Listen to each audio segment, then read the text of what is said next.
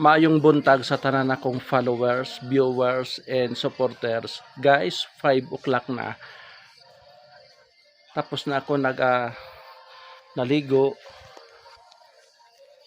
Ito siya ang view sa Jits Tavern Resort. Buntag sa iyo guys, 5 o'clock. This one. Pababa ako kay mag-coffee ko.